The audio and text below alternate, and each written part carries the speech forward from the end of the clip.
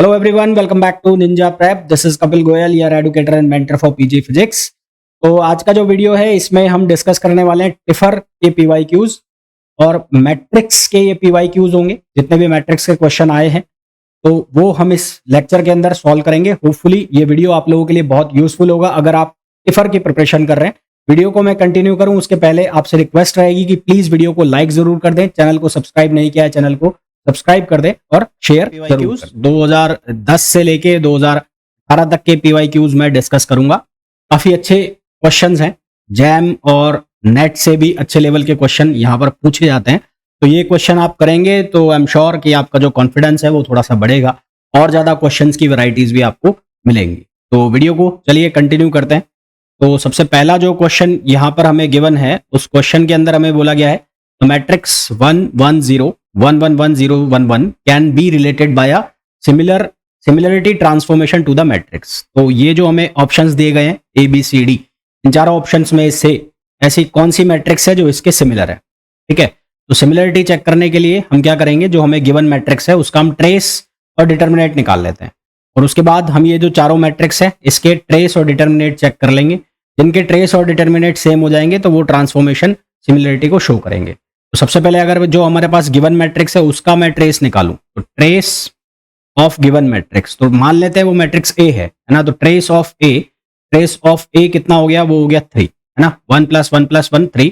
और इसी तरह से अगर मैं डिटर्मिनेट निकालूं किसका, A का, तो डिटर्मिनेट जो है A का वो कितना आएगा, वो आएगा 1 1 -1, देन उसके बाद -1, ये बनेगा कितना 1 -0 और फिर ये हो जाएगा 0।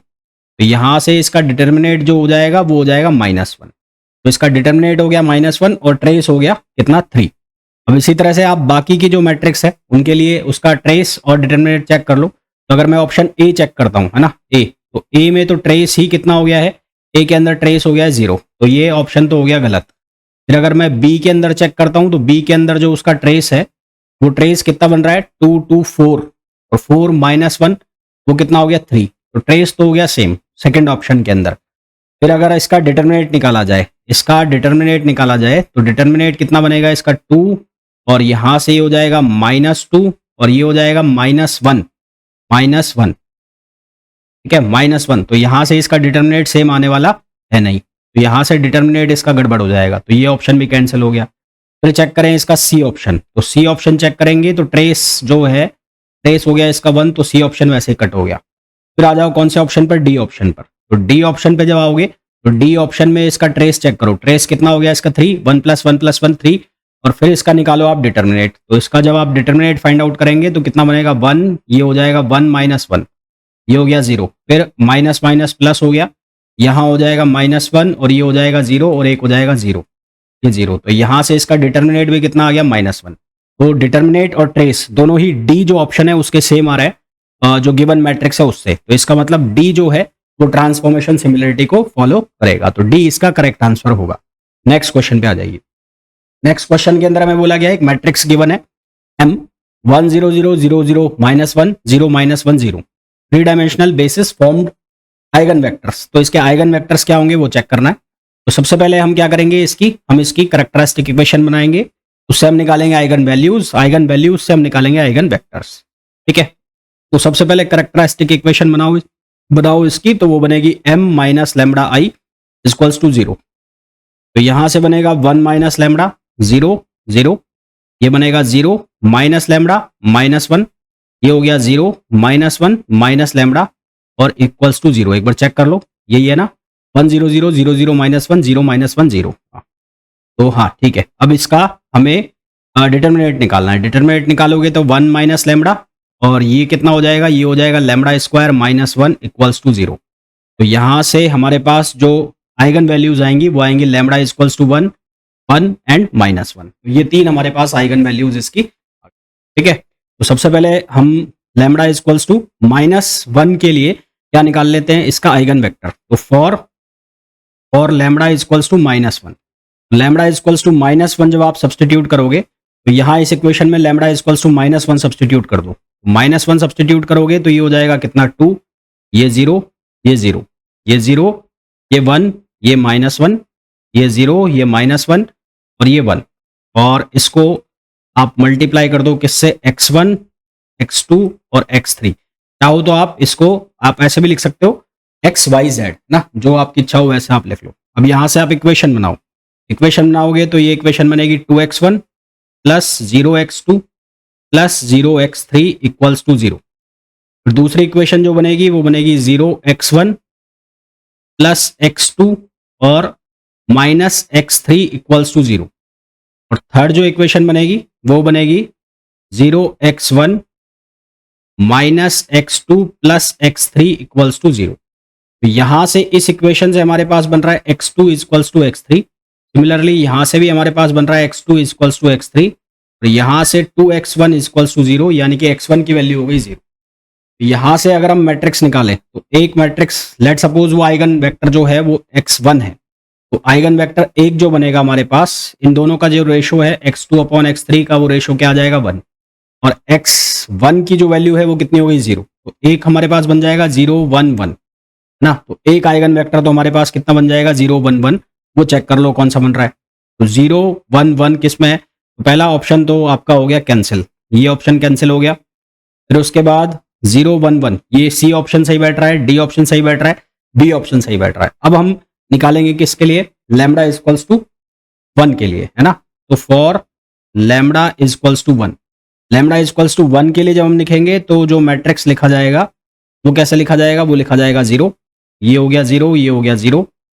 देन उसके बाद ये बनेगा 0 -1 -1, ये -1, हाँ। फिर ये बनेगा 0 -1 और -1, और यहां पर ये हो जाएगा x1 x2 x3 और इक्वल्स टू 0। तो यहां से हमारे पास जो इक्वेशन बनेगी वो इक्वेशन बनेगी -x2 -x3, -x2 -x3, है ना। तो यहां से इक्वेशन जो हमारे पास बनेगी वो बनेगी -x2 -x3 equals to 0, -x2 -x3 equals to 0। तो इसका मतलब x2 इक्वल्स टू -x3 आएगा, x2 equals to minus of x3 आएगा। एक प्लस का होगा और एक किसका होगा, माइनस का होगा। अब यहां से अगर मैं कोई आइगन वेक्टर बनाता हूं, लेट सपोज आइगन वेक्टर में 2 बना रहा हूं, तो ये वैल्यू मैंने लिख दी x और ये वैल्यू मैंने लिख दी कितनी 1 और ये लिख दी मैंने -1। अब वीडियो में आगे कंटिन्यू करूं उसके पहले आप लोगों को एक इन्फॉर्मेशन देना चाहूंगा। यदि आप लोग प्रिपरेशन कर रहे हैं CUET PG 2025 फिजिक्स एग्जाम के लिए, तो उसके लिए आप बैच ज्वाइन कर सकते हैं मंजिल 2025 CUET PG और फिजिक्स एग्जामिनेशन। इस बैच में आपको लाइव प्लस रिकॉर्डेड क्लास मिलेंगी, साथ ही साथ 1000 प्लस प्रैक्टिस क्वेश्चंस भी मिलेंगे। ये बैच अवेलेबल होगा Ninja prep app by Kapil sir पर, जिसे आप गूगल प्ले स्टोर से डाउनलोड कर सकते हैं। इसका लिंक आपको डिस्क्रिप्शन में भी है। साथ ही साथ अगर आप IIT जैम एग्जाम की प्रिपरेशन कर रहे हैं तो उसके लिए आप बैच ज्वाइन कर सकते हैं लक्ष्य IIT जैम 2025 बैच, जिसमें स्पेसिफिकली जो है वो क्लासेस रहेंगी, एक्सक्लूसिवली क्लासेस रहेंगी IIT जैम के लिए, और साथ ही साथ आपकी टिफर के जो एग्जाम की प्रिपरेशन है वो भी इसमें हो जाएगी। इसके अलावा अगर आप CSIR नेट की प्रिपरेशन कर रहे हैं और गेट की प्रिपरेशन कर रहे हैं तो उसके लिए आप बैच ज्वाइन कर सकते हैं श्रेष्ठा बैच, जिसमें आपको डिटेल्ड प्रिपरेशन कराई जाएगी CSIR नेट एग्जामिनेशन 2024 दिसंबर और गेट 2025 एग्जाम की। और अगर आप केवल क्वेश्चन प्रैक्टिस करना चाहते हैं CSIR नेट एग्जाम के लिए, जेस्ट एग्जाम के लिए, गेट एग्जाम के लिए, तो उसके लिए आप बैच ज्वाइन कर सकते हैं विजय श्री बैच, जो कि CSIR नेट, गेट और जेस्ट एग्जाम के लिए है। साथ ही साथ अगर आप टिफर की प्रिपरेशन कर रहे हैं तो उसके लिए भी यूजफुल होगा। इस बैच में आपको 1200 प्लस क्वेश्चंस, साथ ही साथ फॉर्मूला रिवीजन भी कराए जाएंगे। ये सभी बैच आपको अवेलेबल होंगे Ninja prep app by Kapil sir पर, जिसे आप गूगल प्ले स्टोर से डाउनलोड कर सकते हैं, एज वेल एज लिंक जो है इसका वो भी डिस्क्रिप्शन में दिया हुआ है। तो इसके बाद हम इसमें क्या करेंगे, इस क्वेश्चन को फर्दर सॉल्व करने के लिए हमें यहाँ पर x की वैल्यू चाहिए। अब इसको अगर मैं ऑप्शन के हिसाब से चेक करूं तो ऑप्शन अगर मैं A और C, A ऑलरेडी गलत हो चुका है, C ऑलरेडी गलत हो चुका है। अब हमारे पास जो एलिमेंट्स हैं, जो सेकंड एंड थर्ड कंपोनेंट हैं, वो आएंगे 1 एंड -1। 1 एंड -1 यहाँ आ रहे हैं, सिर्फ x की वैल्यू में चाहिए 1 और 0। तो उसको हम कैसे चेक कर सकते हैं, उसके लिए हमारे पास ये रिलेशन फुलफिल होना चाहिए यहाँ पर, यानी कि जो भी आपको मैट्रिक्स दिया है, मान लो यहाँ पर मैट्रिक्स M है तो M लैम्डा और इक्वल्स टू ये लैम्डा और यहाँ पर ये जो आइगन वैल्यू है ये, तो ये हमें चेक करना पड़ेगा यहाँ पर तीनों ऑप्शंस के लिए। तो उसके अकॉर्डिंग जब हम चेक करेंगे तो हमारे पास जो करेक्ट आंसर आ जाएगा यहाँ पर वो ऑप्शन आ जाएगा बी, है ना। तो इसका जो करेक्ट आंसर आ जाएगा वो आ जाएगा बी।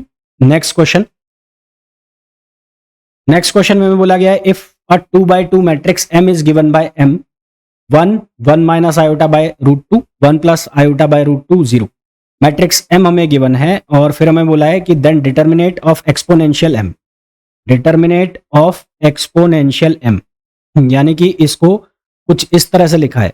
अब इस तरह के जो क्वेश्चंस है वो मैं आपको पहले भी करा चुका हूँ। तो यहाँ पर determinate of exponential of M e power M निकालना है। इसका मतलब हमें क्या निकालना है, e power trace of M, e power trace of M। तो इसका ट्रेस निकाल लो, तो इसका ट्रेस कितना आएगा, ये आएगा e 1 प्लस 0। तो यहाँ पर हमारे पास आंसर क्या आ जाएगा, e पावर 1 यानी कि e। तो करेक्ट ऑप्शन हमारे पास जो हो जाएगा वो हो जाएगा ऑप्शन ए। नेक्स्ट क्वेश्चन में आइए। नेक्स्ट क्वेश्चन में बोला है the product of mn of two Hermitian matrix m and n। Hermitian matrix है यानी कि m डैगर किसके इक्वल होगा m के, और n डैगर किसके इक्वल होगा n के। अब हमें ये बोला है कि इनका प्रोडक्ट जो है वो एंटी हर्मिशियन है, तो इनका जो प्रोडक्ट हम करें, इनका प्रोडक्ट कर दें हम, तो वो क्या आएगा, एंटी हर्मिशियन आएगा। यानी कि हमारे पास जो वैल्यू आएगी वो क्या आएगी, माइनस ऑफ एन एम।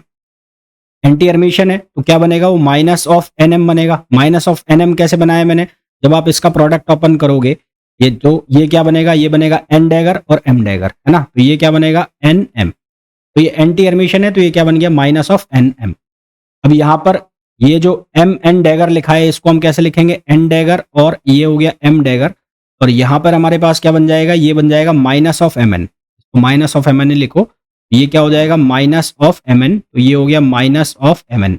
अब यहाँ पर हमें गिवन है कि एम जो है वो हर्मिशियन है और एन भी हर्मिशियन है। इसका मतलब एन को, एन डैगर को हम एन लिख सकते हैं, एम डैगर को हम एम लिख सकते हैं। तो ये हो गया हमारे पास एन एम और ये हो गया माइनस एम एन। फिर इसको ट्रांसपोज करो, ट्रांसपोज करोगे तो ये बन जाएगा M N plus N M is equals to 0। इसको हम कैसे लिख सकते हैं, इसको हम लिख सकते हैं एम और एन और ये इक्वल्स टू 0। तो करेक्ट ऑप्शन हमारे पास क्या आ जाएगा, इसका करेक्ट ऑप्शन आ जाएगा ए। नेक्स्ट क्वेश्चन पे आइए। नेक्स्ट क्वेश्चन के अंदर हमें बोला गया है if the eigen values of a symmetric 3 by 3 matrix A are 0 1 3 and the corresponding eigen vector can be written as. तो इसके करस्पॉन्डिंग आइगन वेक्टर्स जो है वो गिवन है 1 1 1 1 0 1 और 1 -2 1 respectively. Then the matrix A power 4। तो मैट्रिक्स ए पावर 4 हमें बताना है। तो हमें कोई मैट्रिक्स है 3 by 3 की ए, उसके आइगन वैल्यूज गिवन है और उसका आइगन वैल्यूज कितना है, 0 1 और 3। आइगन वैल्यूज गिवन है तो उससे हम उसका ट्रेस और डिटर्मिनेट निकाल सकते हैं, है ना। तो हम क्या करेंगे, ट्रेस और डिटर्मिनेट निकाल लेते हैं। तो ए जो है उसकी आइगन वैल्यूज क्या क्या है, उसकी आइगन वैल्यू है 0 1 और कितनी है 3। 0 1 और 3 है, 3 है, हाँ 0 1 और 3। तो ए पावर 4 जो मैट्रिक्स होगी उसकी आइगन वैल्यू कितनी होगी, उसकी आइगन वैल्यू होगी 0 पावर 4, ये होगी 1 पावर 4 और ये होगी 3 पावर 4। तो यहाँ पर इसकी आइगन वैल्यूज कितनी आ जाएगी, 0 1 और ये 81। तो ट्रेस ऑफ ए पावर 4 वो हम निकाल लेते हैं। तो ट्रेस ऑफ ए पावर 4 जो है वो कितना आ जाएगा, 0 + 1 + 81, ये आ गया 82। और फिर हम निकाल लेंगे डिटर्मिनेट ऑफ ए पावर 4। तो डिटर्मिनेट ऑफ ए पावर 4 जो आइगन वैल्यूज है उसका प्रोडक्ट होगा, यानी कि कितना आएगा, 0। अब जो हमें ऑप्शंस दिए गए हैं उनके अकॉर्डिंगली चेक कर लें। तो ऑप्शन सी को अगर मैं उठाता हूं, है ना, इसको ऑप्शन सी को, आपको सारे ऑप्शंस चेक करने पड़ेंगे। ऑप्शन सी को उठाओ, तो सी को उठाओगे तो यहां से इसका ट्रेस निकाल लो। तो according to option C, according to option C, option C को अगर आप चेक करते हो, उसका ट्रेस निकालते हो, तो उसका ट्रेस कितना आ रहा है, 14 54 14। ये बन रहा है 14 + 54 + 14। ये कितना हो जाएगा, 14 दूनी 28 प्लस ये हो जाएगा 28 + 54, तो ये हो जाएगा 82। और इसका अगर आप डिटर्मिनेट निकालते हो, ऑप्शन सी में जो है का डिटर्मिनेट निकालोगे तो ये बनेगा, सॉल्व आप कर लेना, मैं बता देता हूँ। 14 ये हो जाएगा 54 × 14, 54 × 14 -27 × 27, ठीक है। फिर और ये यहाँ पर हो जाएगा +27, ये हो जाएगा +27, फिर यहाँ पर आ जाएगा कितना, ये आ जाएगा -27 × 14, ये आ जाएगा -27 × 14 माइनस ये हो जाएगा 13 × -27, 13 × -27 और फिर प्लस ये हो जाएगा 13 13, यहाँ पर आ जाएगा 13 और ये क्या हो जाएगा 27, 27, 13, 54। ये हो जाएगा 27 और -13 और 54। एक बार चेक कर लेना आप भैया आप, है ना। तो ये कैलकुलेशन जब आप करोगे ये माइनस का आएगा तो माइनस माइनस प्लस हो जाएगा यहाँ पर। 13 इंटू ये कितना है, ये है 54 है, सॉरी हाँ। तो ये 54 ही करो इसको, 13 इंटू 54 माइनस का है। इसको जब आप सॉल्व करोगे तो इसका आंसर आ जाएगा 0। ठीक, तो ये आपको करना है। तो ये ऑप्शन चेक करने पड़ेंगे आपको। तो इसका जो आंसर है वो क्या आ जाएगा, सी आ जाएगा। ठीक है, नेक्स्ट क्वेश्चन पे आ जाइए। नेक्स्ट क्वेश्चन पे हमें बोला गया है the matrix 100√2 x0 -x0 -x0 x 100√2 whose where x greater than 0 is known to have value, find the value of x। x की हमें वैल्यू निकालनी है। तो इसकी दो आइगन वैल्यूज हैं, तो आइगन वैल्यूज के लिए करैक्टरिस्टिक इक्वेशन हमें इसका बनाना पड़ेगा। तो करैक्टरिस्टिक इक्वेशन इसका बनेगा 100√2 माइनस लैम्बडा x0, ये हो जाएगा -x minus lambda minus x, ये हो जाएगा 0x और ये हो जाएगा 100√2 माइनस लैम्बडा, और इसको हमें 0 के इक्वल करना है। अब इसको सिंप्लीफाई करो तो यहाँ से होगा 100√2 माइनस लैम्बडा, एक तो ये हो गया। ठीक है, फिर यहाँ पर ये क्या बनेगा, ये बनेगा माइनस लैम्बडा, ये हो गया 100√2 माइनस लैम्बडा, और ये minus minus plus x square ये बन जाएगा। एंड देन उसके बाद यहाँ से ये बनेगा माइनस एक्स के बाद इसको मल्टीप्लाई करो आप, माइनस एक्स ये हो गया और ये हो जाएगा 100√2 माइनस लैम्बडा, 100√2 माइनस लैम्बडा और ये -0 और इक्वल्स टू 0।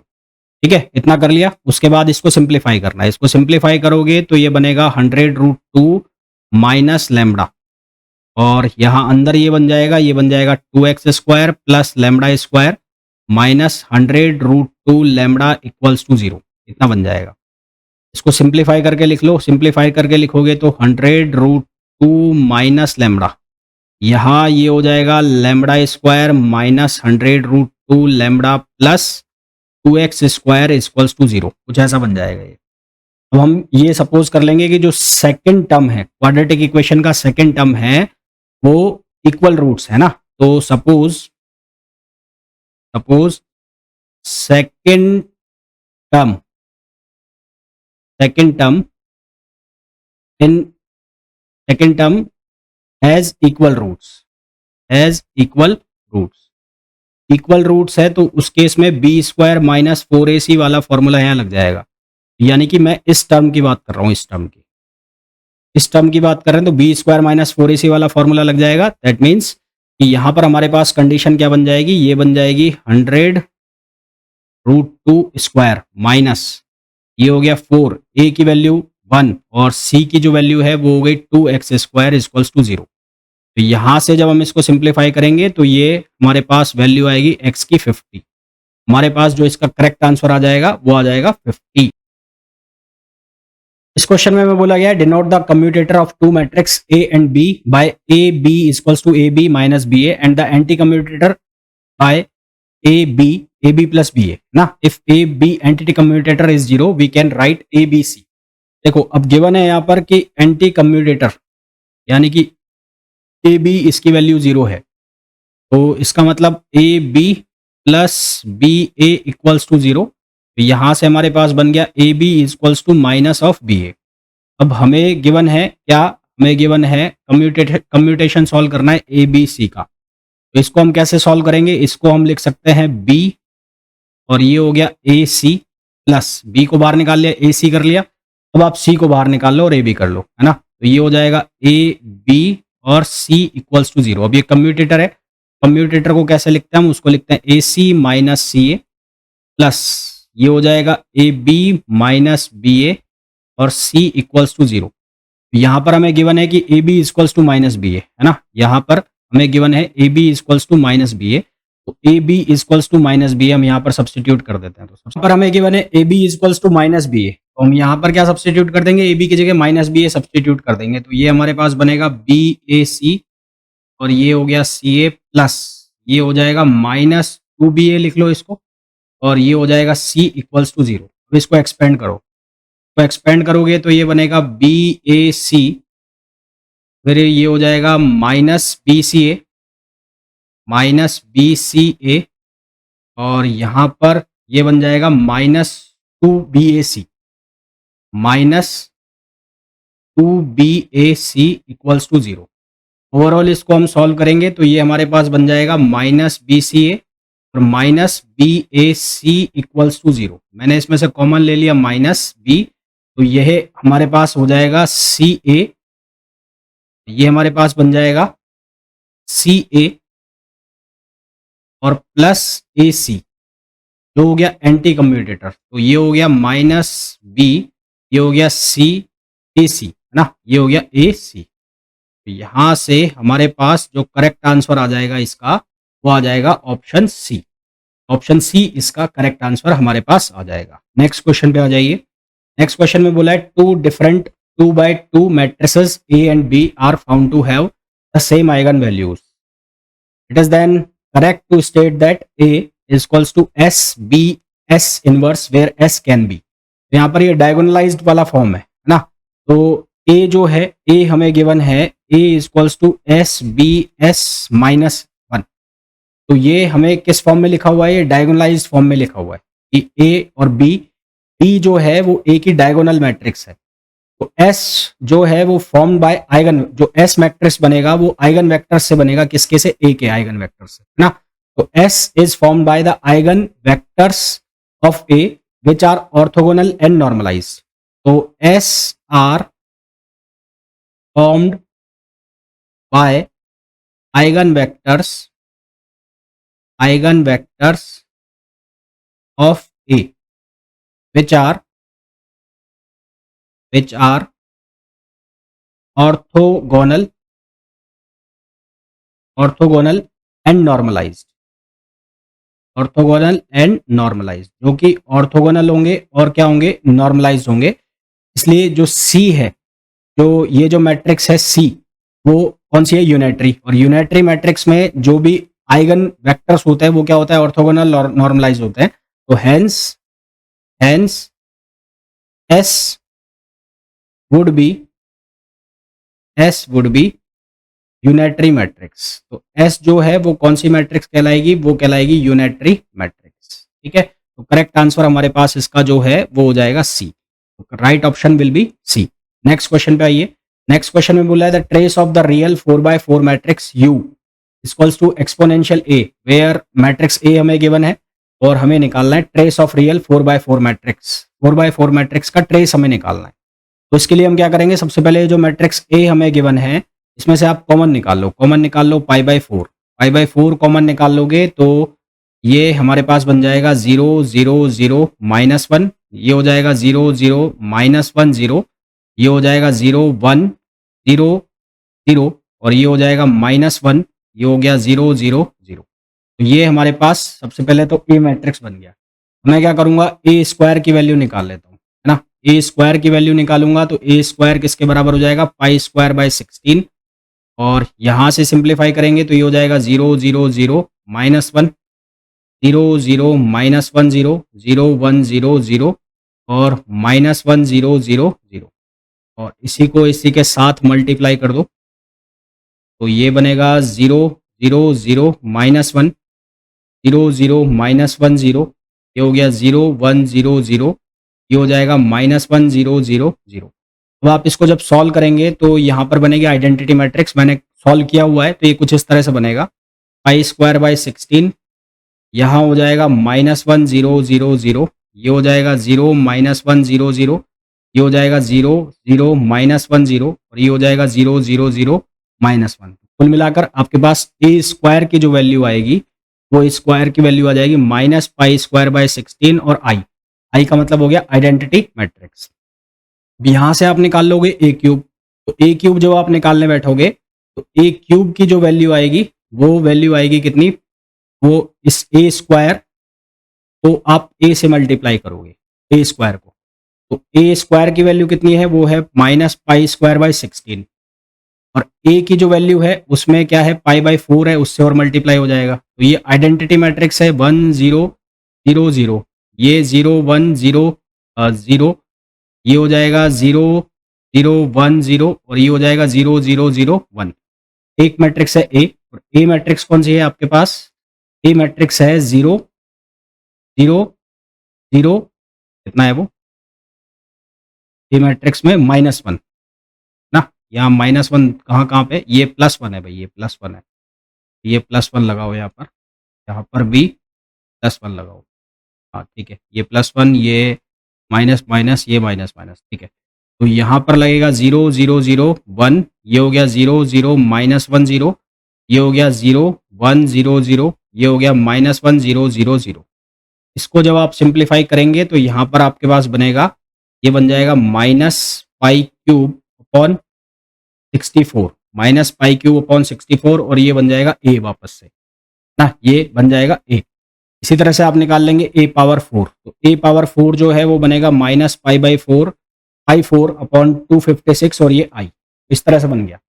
अब हमें क्या निकालना है? हमें निकालना है ट्रेस, निकालना है of real 4/4 matrix u equals to exponential of a।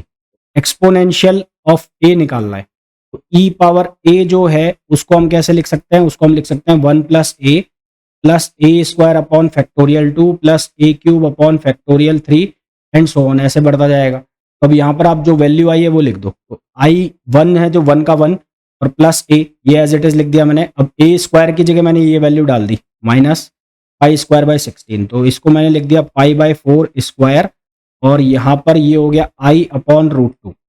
अब फिर बना a³ में ये वैल्यू बनेगी कितनी हमारे पास? ये बनेगी माइनस, तो ये बन जाएगा 1/3, ये हो जाएगा π/4³ और ये हो गया a। फिर 1/+1/4 फैक्टोरियल, ये प्लस में आएगा, ये प्लस में, तो ये हो जाएगा 4 फैक्टोरियल और ये हो जाएगा π/4 factorial 4a and so on. अब यहाँ पर जहाँ पर a लिखा हुआ है, trace of a, trace of a check करो आप, तो ट्रेस ऑफ a कितना है? 0 है। तो हमें ट्रेस निकालना है, ट्रेस ऑफ रियल 4/4 u है ना, तो ट्रेस ऑफ a निकाल लो। तो ट्रेस ऑफ a जब आप निकालोगे, एक मिनट नेक्स्ट पेज पे कर लेते हैं इसको।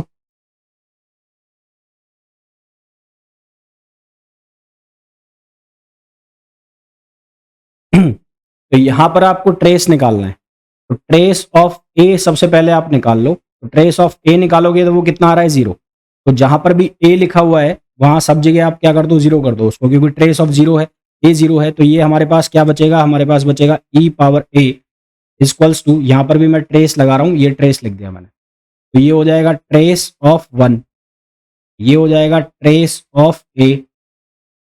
फिर उसके बाद ये क्या बनेगा?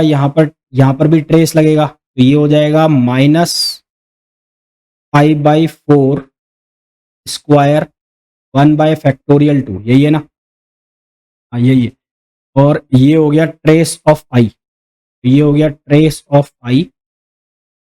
यहाँ पर आ जाएगा ये क्यूब वाला -1/√3 फैक्टोरियल 3, ये हो जाएगा π/4³ और ये हो जाएगा ट्रेस ऑफ ए। फिर हो जाएगा +1/4, ये π/4 और ये ट्रेस ऑफ आई।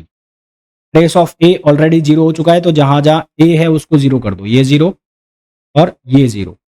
हमारे पास क्या बच गया? हमारे पास बच गया ट्रेस ऑफ आई, आई मतलब आइडेंटिटी मैट्रिक्स, इसको मैंने आई लिख दिया। और यहाँ पर ये हो गया π/4² 1/2, ये भी क्या हो गया? ट्रेस ऑफ आई। और इसी तरह से ये क्या बन गया? 1/4, ये हो गया π/4 और ये ट्रेस ऑफ आई। तो trace of I identity matrix है 4/4 में, तो आइडेंटिटी मैट्रिक्स का जो ट्रेस है वो कितना होगा? 4 होगा। तो ट्रेस ऑफ आइडेंटिटी मैट्रिक्स कितना होगा? 4/4, क्योंकि ये 4/4 की मैट्रिक्स है। तो यहां से ये 4 बन गया, ये 4 बन गया, ये 4 बन गया, तो पूरे में से कॉमन कितना आ जाएगा? 4 कॉमन आ जाएगा। हमारे पास बचा कितना? 1 माइनस, ये बन गया π/4² अपॉन फैक्टोरियल 2, ये बन गया प्लस π/4 अपॉन फैक्टोरियल 4। तो ये जो फॉर्मूला है ये कॉस का फॉर्मूला हो गया, कॉस एक्स का एक्सपेंशन। तो ये हो गया 4 और ये कॉस π/4 ना। तो आंसर हमारे पास क्या आ गया? 4 cos π/4, और कॉस π/4 जो है वो वैल्यू क्या देता है, वो वैल्यू देता है 1/√2। तो यहाँ से हो जाएगा 4/√2 और 4 को हम लिख सकते हैं 2√2 इंटू 2 अपॉन √2। तो यहाँ से हमारे पास आंसर आ जाएगा 2√2। तो करेक्ट आंसर हमारे पास आ जाएगा 2√2 यानी कि ऑप्शन ए। तो इस तरह से आपको ये क्वेश्चन सॉल्व करना है। टिफर के जितने भी क्वेश्चंस हैं, मैंने पहले भी कहा आपको थोड़े से टफ आते हैं, तो थोड़ा सा ध्यान से इन क्वेश्चंस को करना। इनमें कंसेप्ट ज़्यादा होते हैं, IIT जैम या CSIR नेट के मुकाबले टिफर और जेस्ट के जो क्वेश्चन है वो थोड़े टफ बनते हैं। इसमें सारे कंसेप्ट जो हैं वो मिक्स कर दिए जाते हैं। मिलते हैं नेक्स्ट वीडियो में, till then thank you, bye bye.